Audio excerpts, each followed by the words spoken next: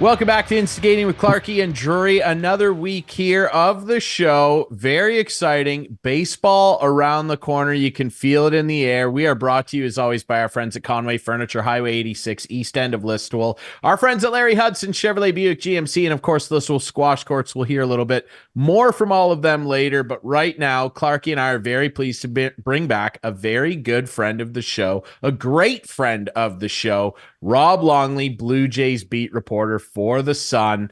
Mr. Longley, welcome back. Hey guys, good to be here.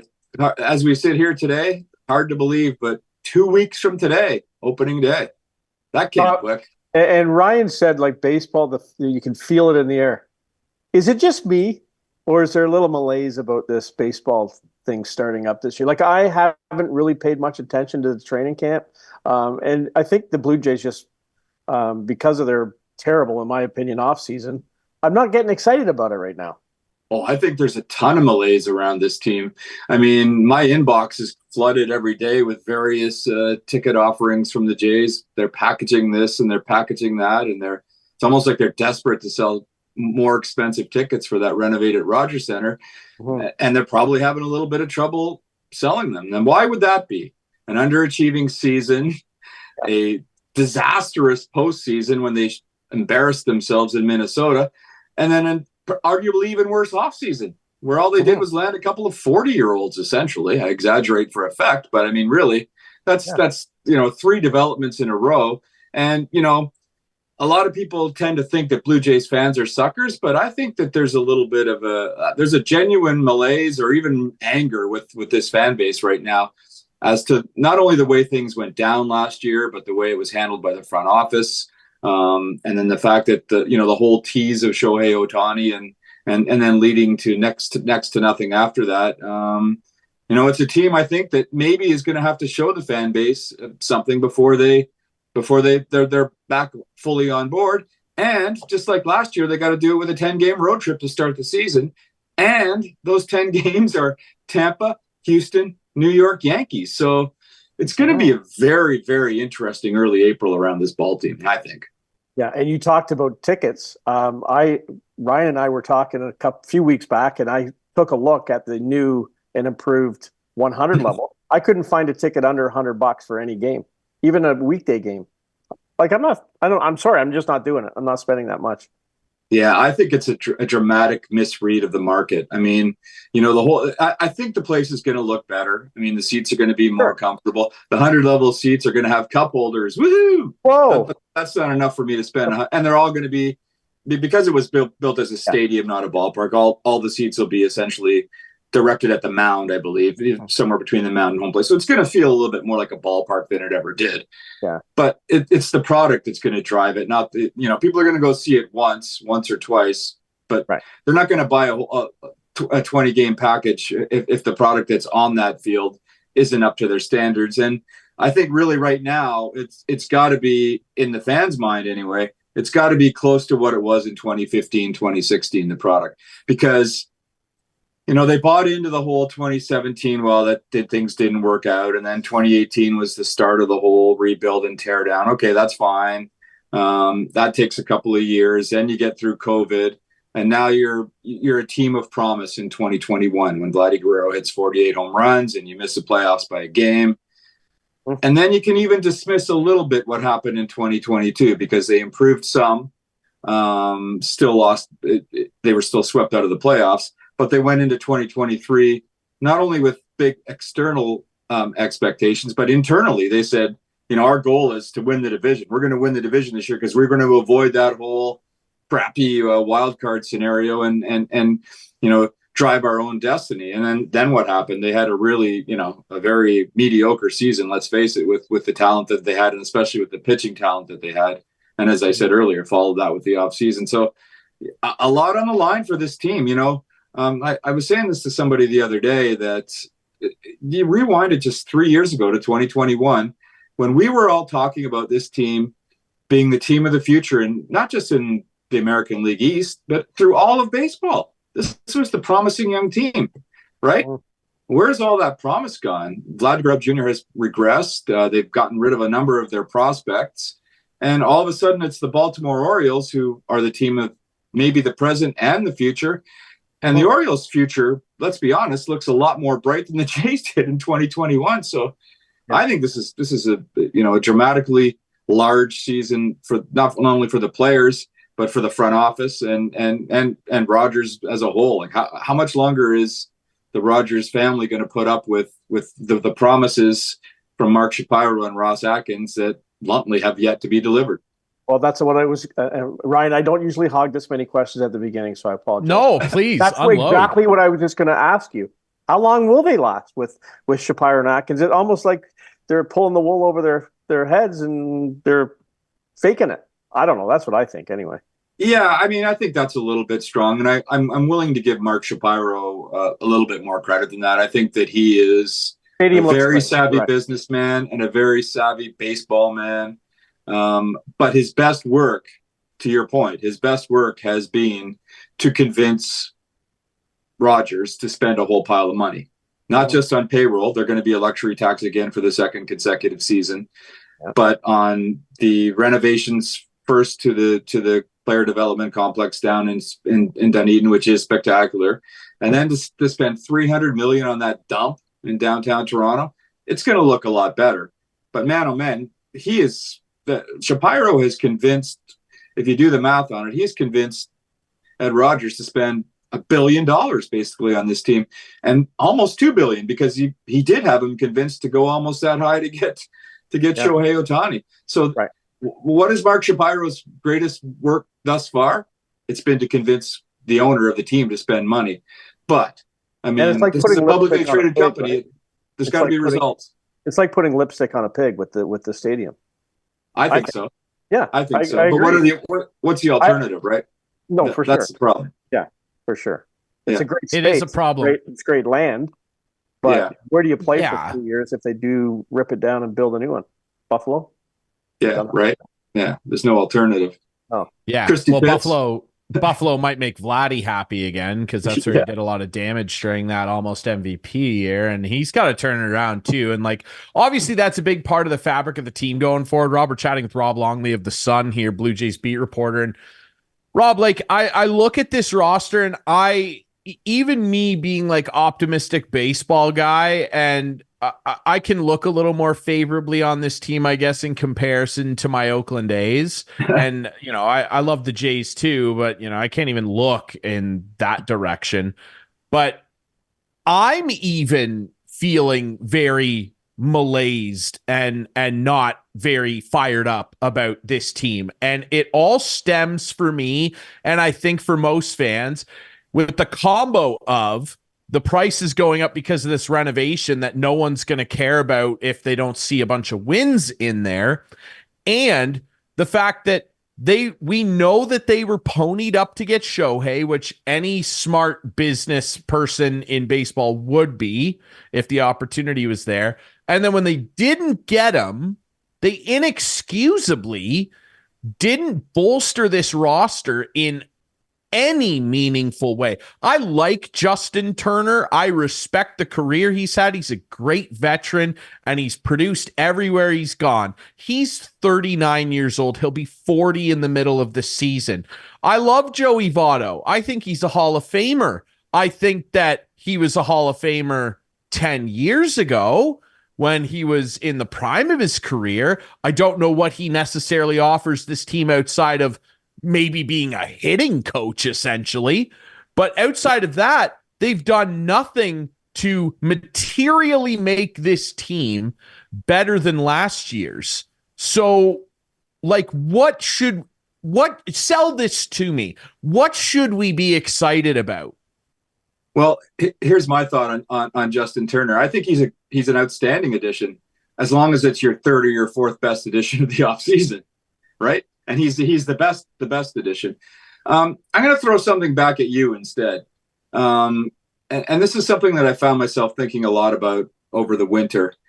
We tended to dump on the front office for their inability to acquire guys, and it's not through lack of effort. I mean, these guys are out there doing their jobs and trying to get people, and there's some Rodgers money to spend. But I have to wonder. Baseball people talk, right? players talk to other players, and word gets around. And I have to wonder how much residual damage has been done over the last season to the Blue Jays' reputation.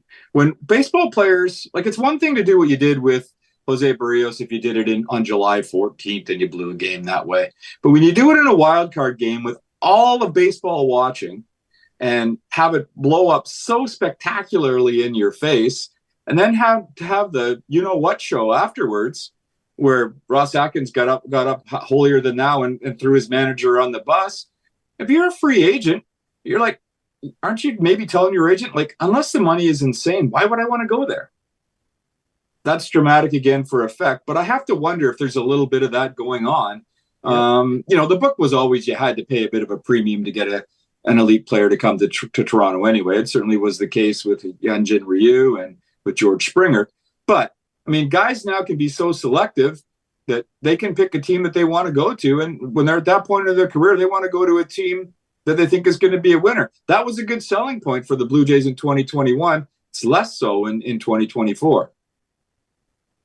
How do they fix this then? Because my impression of it now, Rob, is that, and this is not, it's clearly not the direction they wanted to go, because we know that they were hot to trot for Ohtani, which would have been potentially the hugest acquisition in Canadian sports history. I can't even think of anything close that's happened. Like, we can dream up hypotheticals, Gretzky playing for the Maple Leafs, McDavid playing for the Maple Leafs, LeBron playing for the Raptors. We can dream of stuff. If it had happened, it would have for sure been the biggest thing to happen to a Canadian sporting franchise, but it didn't. And so then they pivot essentially to nothing, where they look back and go, well, this is essentially what they're running it back. But the problem is, when you talk about running it back in this city, with the Leafs, it was around a bunch of guys that at least they consistently produce and put up 105, 110-point seasons. They get into the playoffs, no problem, no big deal. Austin Matthews is winning Hart trophies. You cannot say that about this Blue Jays roster. There was the 1 year of extreme excitement around Vladdy. Bo Bichette had a very good year last year. He had a very good year, not an elite year, a good one. So I'm looking at this roster, and to me, they're sitting there and trying to still sell us all on the promise of these young guys who are starting to become not that young anymore. Is that essentially your impression that you're getting from the front office? Because outside of Turner and some of these international signings they've made, and maybe we see some Ricky Tiedemann, like, I'm looking around and going, okay, same old gang sitting on the bench here.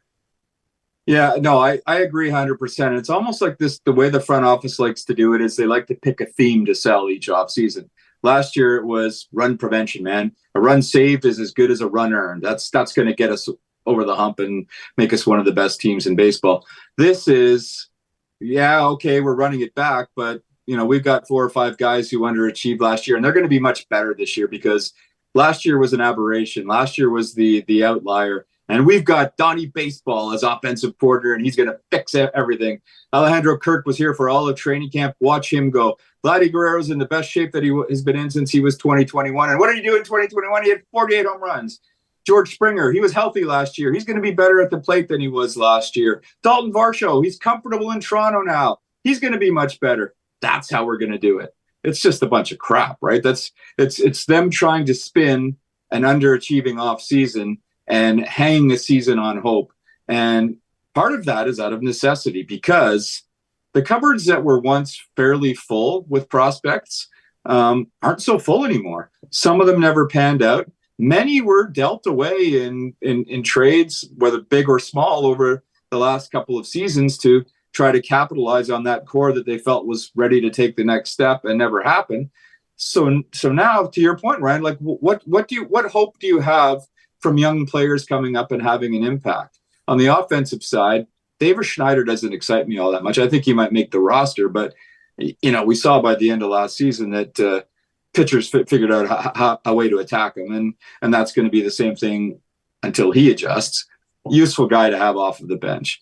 I like Ernie Clement. I think he has a possibility of being a reasonable big leaguer at some point, but he's not a game-changing kind of guy. So you've got no real position players that excite you at this point. Switching over to the pitching side, I think the hype around Ricky Tiedemann is legit. Although the caveat on that is the Jays tend to have a way of messing such things up. Even Nate Pearson would be a great example. They're so into this whole managing of workload thing. Like they're talking about, they don't want Ricky Tiedemann through all the levels that he pitches at this year to pitch more than between 80 and 100 innings. They want to baby him. And I understand a young guy like that, you kind of have to do that. But at some point, and pitching coach Pete Walker has kind of hinted to me at this. It's like, let the kid throw, monitor his health, and certainly don't expect him to pitch 170 innings. But if he can help you at the major league level, and by all indications he can, let the guy go, because you don't have a whole lot else. And you might only have 2 more seasons of Vlad and Bo on your team. And we've already seen a regression in George Springer. And we all knew that when he signed that long-term deal, that the last 2 years of it were going to be the least productive. That's just the way these things work for older baseball players. So, I mean, the time really is now. You can't leave Ricky Tiedemann in the barn. I mean, what would be the point? Mm-hmm. And back to your point, Brian, there's not a whole lot else there. Bowden Francis, I think, is a guy that we're going to see earlier in the season because Alek Manoah is not going to be ready. And I think that Kevin Gausman's going to miss at least 2 turns through the rotation as well. So, I think he's a pretty useful arm, but he's not a guy that excites you and makes you all of a sudden think that he's going to be a big factor in the rotation. So in less than 3 years, they've gone from an organization that seemed to have a ton of depth to having virtually none of it. Depth too. Alek Manoah, you mentioned him there not being ready. What's the latest? What's going on with this guy? And do you see this ever turning around for this guy? Do you think he'll even make 10 starts? Like, would he even I would be shocked at this point if he made 10 appearances. My trouble is I'm a Manoah guy. I admit it. I like Manoah. I do too. No, but I'm just explaining that part of it. I mean, I first met him in 2019. I was out doing a Seattle and a Dodger series, and I plopped up to Vancouver because he was with the Canadians, and it was the year he was drafted, and met him then. And since then, I've had a good working relationship with him. And I like his mound presence. I love that great season that he had. I like his brashness and all that kind of stuff. But you really, really have to wonder what's up with this guy now, right? I think he had a really good offseason. Like, he does look like a different player. He looks, his physique is dramatically different than it was a year ago. His head seemed to be on straight. Before he pitched in a game, the players that I trust and that I talked to after he would throw a bullpen session said, it's completely different. He's back. We have to see it in games, but all indications are that he's going to be back. Then he goes out in his first game and he hits 3 batters, which isn't the end of the world in your first, let's face it, his first time throwing off a uniform on since August, whatever. And your first outing in spring training, but then he has shoulder issues afterwards, and he hasn't thrown off a mound since, and that's coming up on 3 weeks now, and he won't be throwing off of a mound for another week. And really we're at a point now where, it's probably 8 to 10 weeks before he could handle a full starter's workload. So where does Alek Manoah start the season? Like, he probably starts it in Buffalo, right? I don't think you keep him around for like a long guy out of the bullpen. I think you send him down to Buffalo as a starter and build him up. And then you hope, if you're the Blue Jays, you hope that he shows some of the form from 2 years ago, that he earns his way back onto the rotation. I found it very interesting, by the way, that at this right from the start of spring training, John Schneider's view on Alek Manoah was, quote unquote, he's competing for a job. And Pete Walker said the same thing. So they brought him into camp, but ready to take a little bit of some of the sort of the steam away from him. Another thing too is his first start was in Lakeland. His second scheduled start was in Fort Myers. Those are 2 of the worst road trips in spring training, such as they are. They're bus rides through crappy Florida interstates, and you never see veteran starters go to any of those places.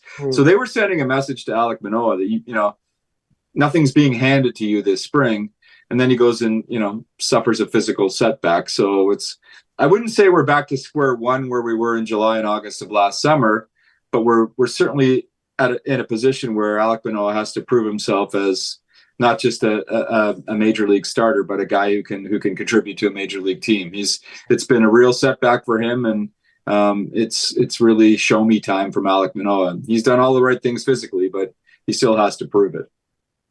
Yeah, and it's tough too. I wonder your opinion on this, Rob. Like, you watch baseball a really long time. We all have. But my opinion of him is, and I know he'll throw the change up every now and again too, but he really is, reliant, especially that big season he had when he was third in Cy Young voting. He really relied on his fastball and his slider. And his slider was lethal. Like, his slider that season, he had a whiff rate on that was like through the roof. I believe he had the third highest whiff rate pitch in baseball that season with his slider. And it's a chicken and the egg conversation, because some would go, well, his slider sets his fastball up. No, his fastball sets the slider up. Regardless, it was so bad last year, and all three of the guys he hit in that spring training start were with his slider.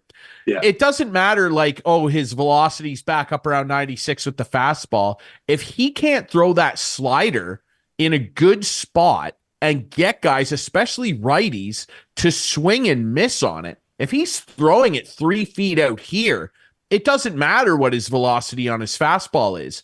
Do you think that he should mix a third pitch in, a different breaking ball, to potentially, because that's what Roy Halladay did. Roy Halladay learned how to throw a changeup, and it dramatically changed the trajectory of his career. His changeup was one of the best I've ever seen. Do you think that it could be as simple as maybe somebody sitting him down? I don't know if it's Gausman teaching him to throw a splitter, something where he can mix it up and not be so slider reliant?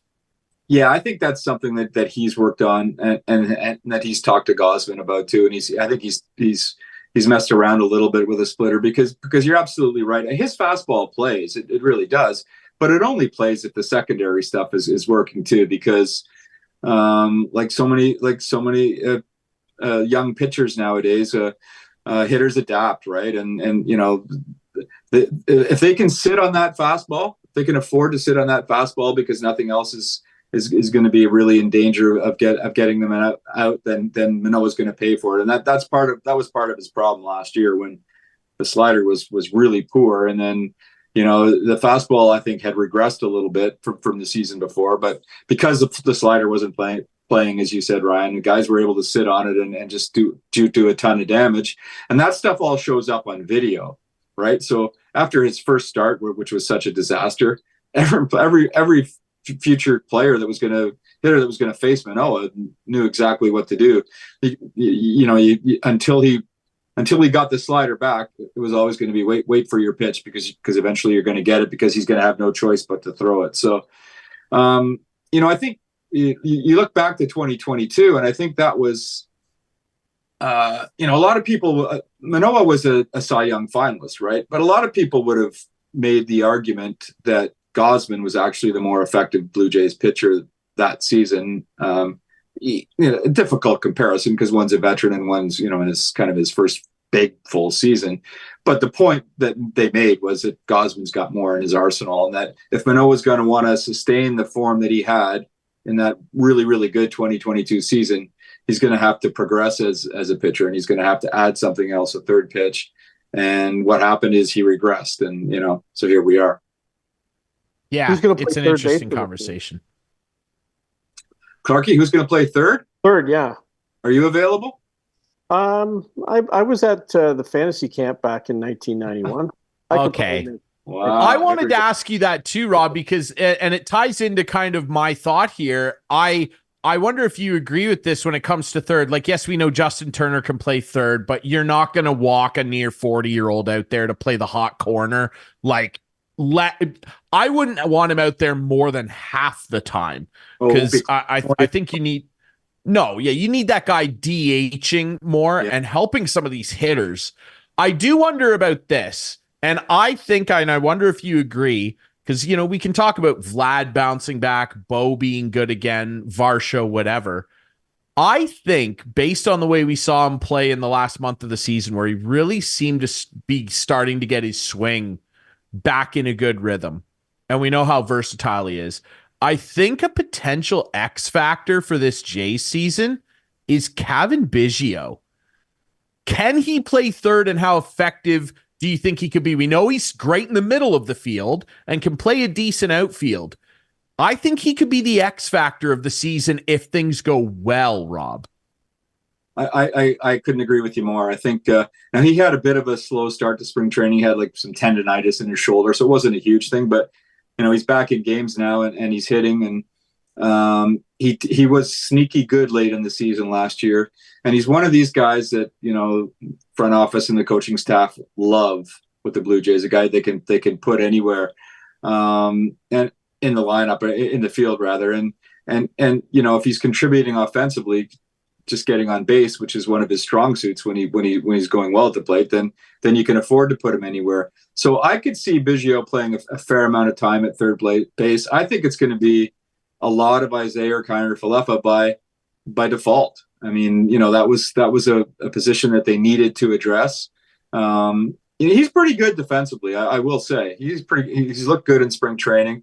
At the plate, what is he? He's probably a poor man's Matt Chapman. But, Matt Chapman, other than April last year, wasn't exactly a guy that you could rely on to produce.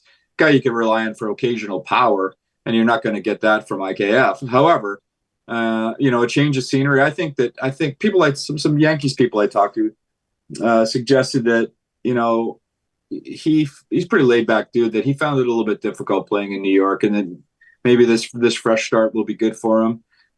As I said, he's looked pretty good. Is he an everyday third baseman? Maybe not, but he might be a 110 game guy. And then if you throw Turner over there for 20 and you throw Biggio over there for 20, then you've almost got you've almost got it all figured out. So it's going to be, and even right from the start of training camp, when Schneider was asked, who's on third, which he was asked more than once, it'd be like, well, it kind of is what it is. It's going to be a mix of guys. In other words, we didn't get anybody. So the guy that you're seeing me throw out there just about every day, IKF, is likely going to be the almost everyday guy. Is basically what he was saying without saying it. And people wondered if, so the longer that Chapman went without signing anywhere, if he might be coming back to Toronto. But I don't think that was ever going to happen. And my guess was that it was from Matt Chapman's end, that he didn't necessarily want to come back. And maybe the Jays didn't either, because maybe there was. Well, he turned down. He turned down that offer from them. So it was very fascinating.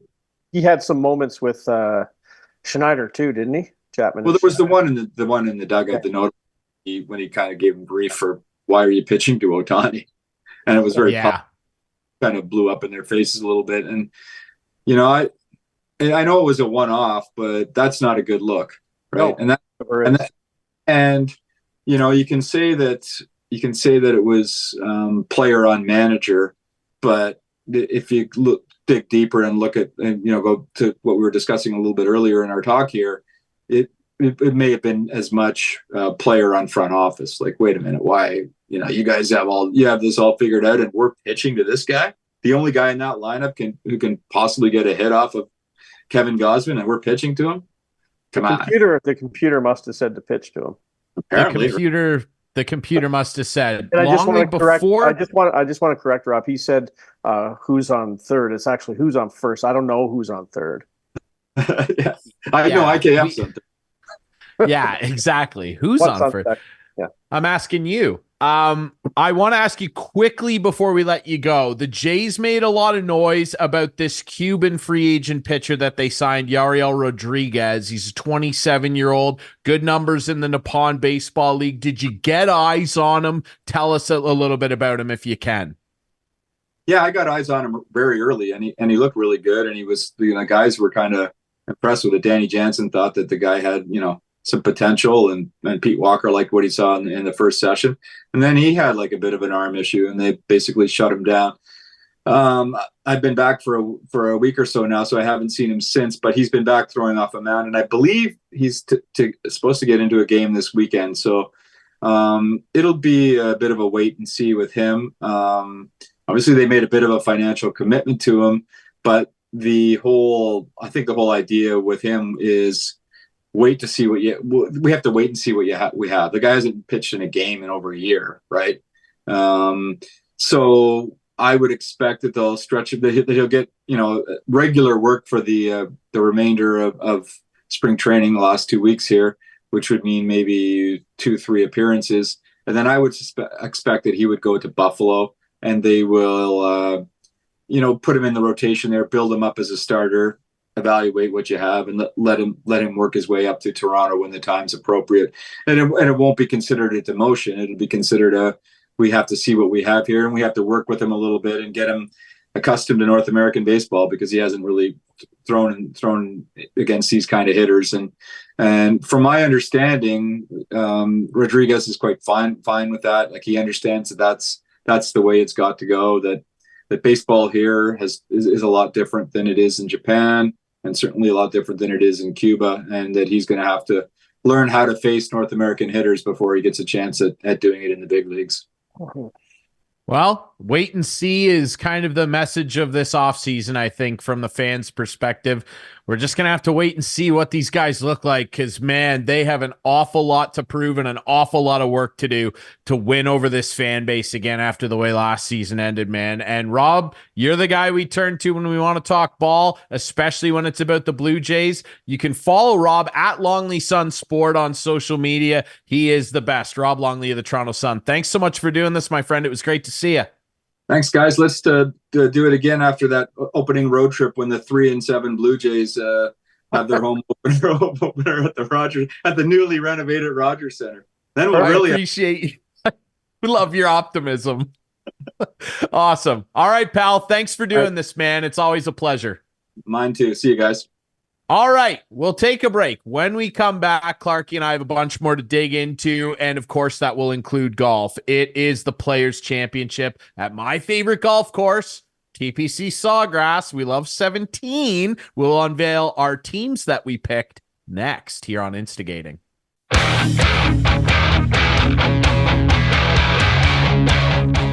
Welcome back to Instigating with Clarkey and Drury, brought to you by Conway Furniture, our friends at Larry Hudson, Chevrolet, Buick, GMC, and of course, Listowel Squash Courts. Ryan Drury back here with Clarkey. Thanks so much to Rob Longley of the Toronto Sun for jumping on. He's our guy, man. When we want to talk baseball, especially the Jays, one of the best out there, Blue Jays beat reporter. He's been doing it a long time.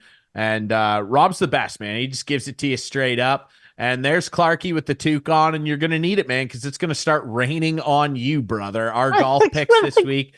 You are in trouble, dude. We just got into this in the break here, and go ahead. Just yeah. You're riffing off about how it's the first week. It's the first week that you haven't taken Matt Fitzpatrick, and of course he's 6 under on day one. And I said to you, well, yeah, of course, because you started stealing all my regular guys, so I went in a different direction. No one has regular guys. It's a pool. You can pick whoever you want. I know, but that you saw me winning all the time, and you thought I'm going to go ahead and sneak it. Yeah, it's true that I was winning. I don't care who you had the week to week. I couldn't care less.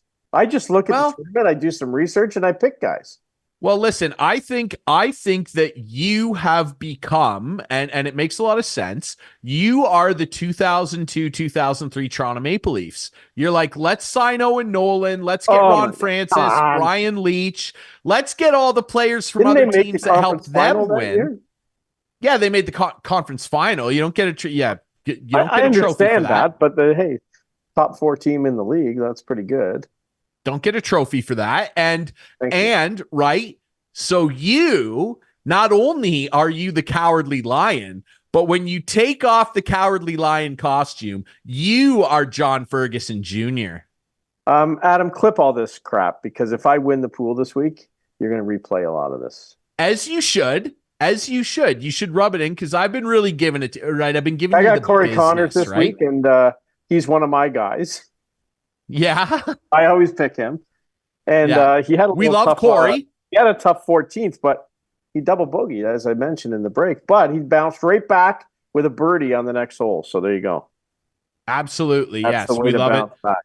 Players Championship at TPC Sawgrass. I love Sawgrass 17. It's a legendary hole. The Tiger Woods, better than most. Better than most. It's a legendary hole. You always get a couple hole-in-ones there. There's the teams. Now, Doige won last week. Doige with a dominant win. He was 18 under off the back of Whiskey Mitts. Scotty Scheffler, producer Adam, great job. So we'll have a gander at the Arnold Palmer Invitational. Remember, in our pool, if you pick the winner, you get a bonus 3 strokes. Scotty Scheffler, the mallet, working out for me. Listen to Rory's advice. He got the mallet out, and the Whiskey Mitts went away. How about that? What a win for Doige. You'll notice, of course, that Clarkey didn't win. He was two over. Give me a break. It's not that I didn't win. My guys didn't perform. Yeah, because you don't pick good. So that's not a good team. Rory McIlroy, Jordan Spieth, Matty Fitzpatrick, and Sam Burns. That's not good. On they just paper, had an off week. They just had an off week. You've been having off weeks. I had Rory and Miss Fitzpatrick this week. I'd be in first place. Well, you've been for day it's not one, me. which you don't it's get a my trophy guys. for. It's my guys. It's who you pick. It's who you pick. You don't have a feel for the field. You don't have a feel for the field, right? It's such BS. It's such BS what you're doing. You don't have a feel for the field. Such BS right now. Okay. And I won the first 3, which was technically 4 in a row because I won the last tournament of the year prior. I had no idea you won the first 3. Absolutely. Hadn't heard that in at least 3 minutes. And for 4 events now, if you want to count the 5th one, the Cowardly Lion Mexico Open, you've been really having a tough time, haven't you? It's not been good for you, Cowardly Lion. Again, okay, at the end of the day, my results haven't been there, but it's my guys that are failing me, not me. Absolutely. You know who you actually sound like? You're Ross Atkins. Yeah, you're right. If all my guys would just perform to their capabilities, like Matty Skechers, last week I have him. He misses the cut. This week he's in first, not first, but he's top 5 after day one. He's right now, in my opinion, maybe the most boom or bust golfer on tour. Yeah. He is so unreliable, unbelievable talent. I think, and Doige, I remember on a show last year, I think when, after he won the US Open, that was 2022.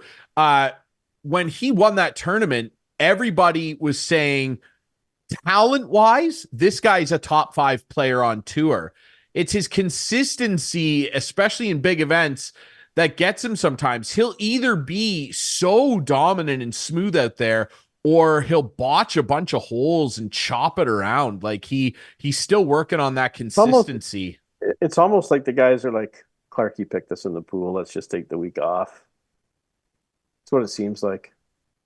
Conspiracy theorist. Now you're back to being a Leaf fan. Now you're average Joe Leaf fan. I had never been a Leaf fan. Conspired against us. You're thinking of someone else.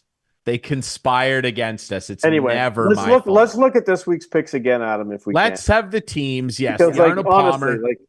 Doige was awesome at the Arnie Palmer. And so by virtue of that, he got the first pick this week, and he went with Rory, who again, is starting to really... I had last week. Yeah. You had Rory last week, and he was okay. He was okay. Terrible.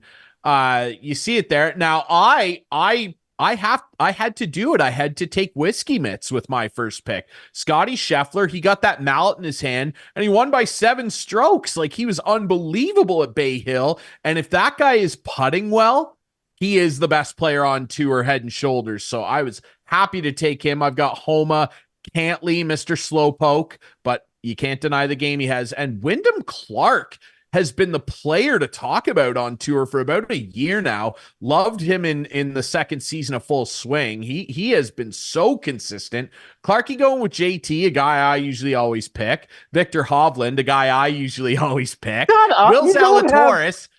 who I picked last week. Yeah. Will Zalatoris. And he's playing well. Corey That's Connors. why I picked him. And Corey Absolutely. Connors usually plays well these courses. Will Zalatoris, the original whiskey mitts, and switched to the broom putter. And then Doigi, Rory, Matsuyama, Hideki Matsuyama is so much fun. Shane Lowry, who's like just so lovable, and Cameron Young. So best of luck to you guys. I'm going to retake my title. Clarkey will finish last again. And although it would be great if Clarkey did win, because that would mean that Corey did really well. And we love Corey, right? Nick Taylor's had a good first round too today. Nick Taylor is the same thing. He's up and down. What a performance at the Waste Management. That playoff hole with him and the Gingerbread Man was unbelievable. He was so good. And then the next couple weeks, he was not very good. You know, you never know what you're going to get from Nick. But when Nick's dialed in, there are a few better clutch players. 75 feet to win. Hello. Yeah, we'll see. But Clarkey, I wish you luck. And, you know, I'll be the first to congratulate you. I won't even let you talk. I'll come on the show next week if you win, and we'll address it immediately, and we will roll out the red carpet for you, dude. I promise. I want this for you. I really do. Hey. You need something. Speaking of rolling out the red carpet. Speaking of rolling out the red carpet, let's congratulate Gushu for his victory at the Briar. Yeah, the guy you didn't take. Yeah. And things like that. I like taking the underdog, as you know. So. Yeah, for sure. Exactly. Goose. What an unbelievable player. Gushu. Unbelievable player. Speaking of curling, the wild news coming out finally after seemingly forever that Brianne Harris did not get to play the Scotties because of a doping violation. I've never even heard of the drug, Ligadrol, I believe it's called. Yeah. And I've never even heard of it. And she's contesting that it was through bodily contact. What does that mean? I don't know. I assume it was from someone's like skin cream or something. I don't know. I know nothing about the drug. That's not the first thing that came to my mind. Okay. Well, sure. Well, I'm just telling you. It's a family show, Clarkey. I understand. Now, it is. I read, though, in the article that a swimmer a couple years ago had a similar suspension, and she appealed and won. I thought it was a rower. Maybe it was a rower, something aquatic. Yeah. I think, and I asked our friend, Sean Cottrell, what his opinion of it was, and he seemed to also, and he made a Facebook post about it saying, hey, the whole curling community's behind you, Brianne. He seemed to also be of the opinion that she will win this appeal and that it was extremely unfair, the way it all shook down for her. And really the unfairness stems from the lack of clarity from Curling Canada and the tournament clarifying what was wrong. That's why they were waiting. They couldn't say anything. Super goofy. I know. Super goofy. Like, I hope she does get it turned around. All I'll say in general, this is totally in general. When people do get caught doping, I rarely believe their excuses. I know that that's your stance. I understand. But I will say too, and people at WADA and the World Anti-Doping Agency and Fair Sport, whatever, people have said numerous times over the last number of years that some of the rules and some of the substances that are on there shouldn't be on there, and it's way too strict and broad. Yeah. So but this is a definite. This isn't like something that you can find in Sudafed or Tylenol or Advil. I know. It's not. I know. So it's interesting for sure, but hopefully there's a good resolution to that for sure. Yeah. Really quickly as well. I bring up my friend Sean Cottrell. Listen, we all know Sean is a great curler, okay? But Sean's really good at something else, and that's doing people's taxes, okay? Mm-hmm. Clarkey suggested to me last year I take my taxes to Sean, and there's a lot of stuff I got going on. We're freelancers here. We got a lot of stuff we got to write off, do this and that. Dude, I fired 800 things at Sean. I had 8 billion questions. He was unbelievable. That guy is a tax wizard, and he'll handle it all for you online and get your assessment done so fast. Sean Cottrell Tax Services. Sean, that's SHAWN. Cottrell Tax Services, 2 T's in Cottrell, 2 L's. He will sort you out. Like if you need your taxes done and it's tax season, let's get it in gear here, people. Sean will take care of you. Clarkey, can't thank you enough for the recommendation, and I can't thank our buddy Sean enough for straightening me out. Yeah, 2 years in a row I've told you, go see Sean. Finally you did it. That's okay. It's good. Listen to your friends. And he's been taking care of you too. What a beauty. And again, I know nothing about it. I had 800 questions for him, and he just handled it all with extreme patience and was so good to deal with. As a matter of fact, he found an unclaimed check that I had from like 2 years ago and was like, did you realize that you have money just sitting here? And I went, no, Sean, but that's why you are the Harry Potter of the tax world. What a wizard Sean Cottrell is on the curling rink and doing taxes. How about that, Clarkey? Yeah. Are you getting a discount because of all this commercial you're giving him? Free no, I'm just so thrilled with how it all worked out. The guy got me a great return. He's a beauty, and we love Sean. Okay, we're just a friendly plug for our guy Sean Cottrell. Get his tax service for yourself. He was the best. Yeah. Okay. Are you ready? Do you want to take a break before the couch potato? Collect your thoughts here, JFJ, or do you want to just? All right, we'll take a quick break and we'll come back. We'll come back with our couch potatoes of the week, brought to you by Conway Furniture, next here on Instigating. Not confirm or deny.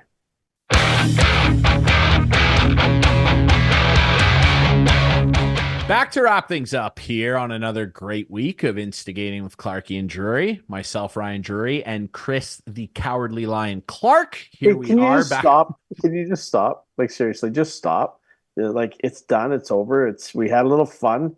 And it's like, why are you chirping me so much lately? Like, that's all you're I don't know. Like, I don't know what it is. Yeah, I'm really mean-spirited lately. Like, encouraging you to chirp me? Yeah, I've had a couple people tell me it's entertaining, so I don't know. I don't know why I'm feeling really mean-spirited lately. Like, everything's good. I'm having a good time over here. I don't know what it is.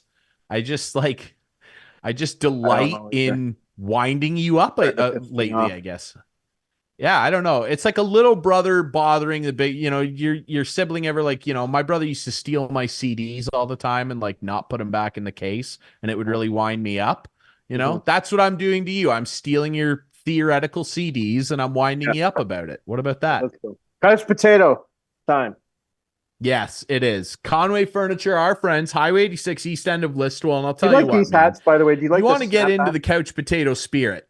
Look at that! You got the mesh. You like the snapback hats? Do you like those? Snapback's the way to go. Yeah. Okay. Just curious. Okay, good. Yeah, I don't get one. Our friends at Conway Furniture, let me tell you. That's not a snapback, your Conway hat? No. Mine's the band one with the buckle. Right. But you're hooked up. I got the. But listen, our friends down there at Conway Furniture, that's Highway 86, east end of Listowel. They'll hook you up. You want to go in there and you get in the couch potato spirit. You want a new love seat, nice new sofa to lay out on, and watch our buddy Corey Connors teeing it up at TPC. You want to watch the Leafs do whatever it is they do every spring. You want to watch the Blue Jays try and prove that they're actually worth spending money on from the couch first. You go see our friends at Conway Furniture, and let me tell you what, all the prices in there, it includes HST and delivery. They will bring the couch to you to lay down on and watch Vladdy Guerrero Jr. go 0 for 3 against the Houston Astros. So let me tell you, you go see our friends at Conway Furniture. Clarkey, speaking of friends of the show, before we unveil our couch potatoes, we have friends over at Larry Hudson Chevrolet Buick GMC as well. And I know that there's always something hot deal-wise going on with our friends over there. There is. And the discounts continue. OFA discounts. All farmers out there, that's shot up, so they get more discount. As well, there's good rebates right now on some half-ton trucks, some really good lease rates on some trucks. Costco's back for some SUVs. We're moving lots of product right now, and this is the time to come in. If you've been putting it off, right now, there's lots of opportunity. So come on in to Larry Hudson's, where the deal's hot. Yes, they are. They absolutely are. And hey, you want another good deal? You go see our friends. You want to get active too? You go see our buddy Al at the Listowel Squash Courts. And remember, they completely reworked the Listowel gym, the gymnastics program over there that they host in the same building. They've completely reworked that for everybody. If you're interested, go find them online and check it out. Super easy to sign up for both. All right. Al chirped me this week too, by the way. Did he? Yeah.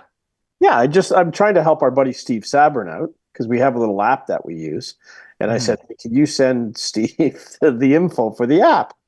It's called Heya. And so the response I get from Al was, it's in the bottom of every one of my emails. And I said, I don't read your emails. Oh my God. And then the one I opened and responded to, it wasn't in there. So Al, they're not at the bottom of every email. Anyway, so I played twice this week with Savvy.